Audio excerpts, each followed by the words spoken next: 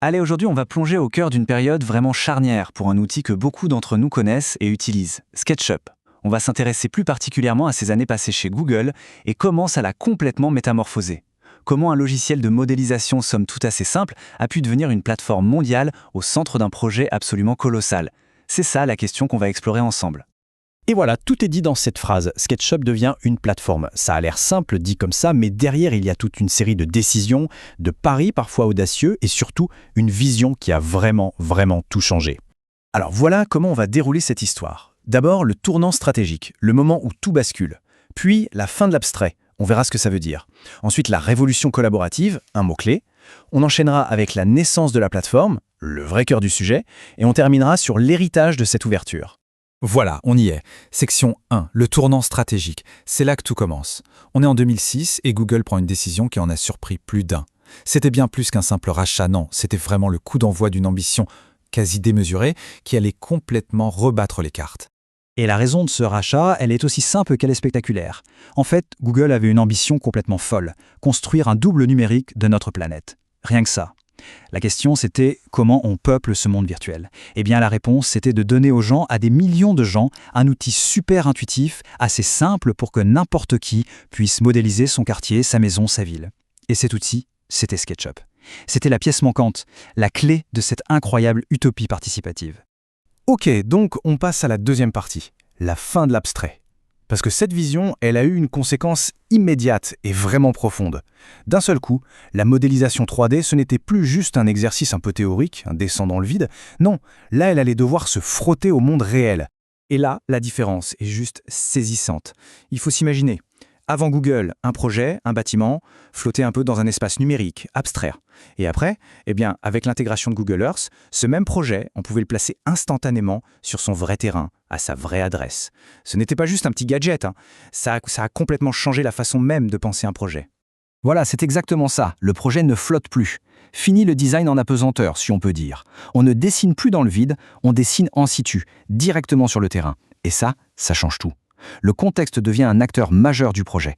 D'un coup, on doit penser à l'ombre du bâtiment d'à côté, à la course du soleil, à la pente du terrain. Le projet se met à vivre, à dialoguer avec son environnement, et ce, dès les tout premiers traits de crayon. Troisième étape, et là on touche à quelque chose de fondamental, c'est la révolution collaborative. Parce que le changement le plus profond, finalement, il n'est peut-être même pas technique, il est culturel. L'idée de Google, ce n'était pas juste que les gens créent des modèles dans leur coin. Non, l'idée, c'était qu'ils les partagent. Et ça, c'est le début d'une vraie révolution. Et pour ça, Google a créé la 3D Warehouse. Il faut voir ça comme un immense magasin de Lego, mais mondial et gratuit. Un endroit où tout le monde peut venir piocher des millions de briques créées par d'autres. Que ce soit un arbre, une voiture, une fenêtre haussmannienne, tout y est. Et surtout, on peut aussi y déposer ses propres créations pour les autres. Résultat, fini de perdre un temps fou à tout redessiner. On peut meubler une scène entière, la rendre vivante en quelques clics. Mais le point vraiment crucial, c'est de comprendre que la 3D Warehouse est beaucoup plus qu'une simple bibliothèque d'objets. C'est le cœur battant d'une nouvelle culture, la culture du partage. La modélisation, qui était un acte plutôt solitaire, devient un dialogue, un effort collectif. Chaque création peut en inspirer des milliers d'autres. C'est une révolution silencieuse qui a juste démultiplié la créativité de toute la communauté.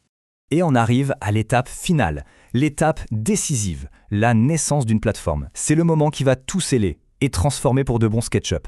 C'est le moment où Google, au lieu de tout verrouiller, va faire un pari hyper audacieux, celui de l'ouverture. Le coup de génie, il est technique. C'est l'intégration du langage de script Ruby. Pour faire simple, c'est un peu comme si SketchUp avait ouvert son capot et avait dit à tous les développeurs du monde « Allez-y, servez-vous, améliorez-moi ». Et d'un coup, n'importe qui avec des compétences en code pouvait créer ses propres outils, des extensions qui venaient s'ajouter directement dans le logiciel. Et là, le résultat a été spectaculaire. D'un coup, SketchUp n'était plus un logiciel figé, avec un nombre limité de fonctions. Non, il est devenu une sorte d'organisme vivant.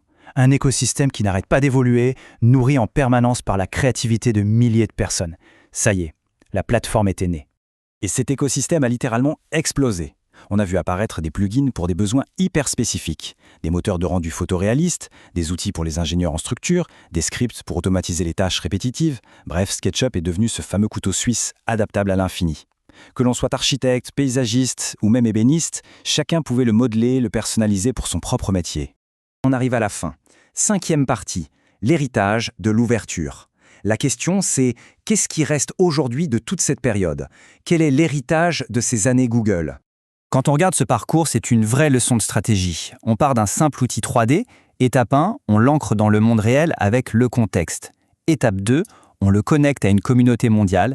Et étape 3, le bouquet final, on le libère en le transformant en plateforme. C'est limpide. Chaque étape prépare la suivante, avec une cohérence assez remarquable. Et c'est ça la leçon fondamentale de toute cette histoire. La vraie force de SketchUp aujourd'hui, même des années après Google, ce n'est pas tant son code que sa communauté et son écosystème. C'est cette stratégie d'ouverture qui lui a donné des racines incroyablement profondes. Sa plus grande force, au fond, c'est peut-être de n'appartenir à personne pour pouvoir appartenir à tout le monde. Et tout ça, ça nous laisse avec une question qui est, je trouve, assez fascinante pour l'avenir. À une époque où tout devient hyper spécialisé, quel est le futur pour des outils comme ça, des outils ouverts, universels? C'est un vrai défi qui dépasse le cas de SketchUp et qui nous interroge tous sur ce que sera la création numérique de demain.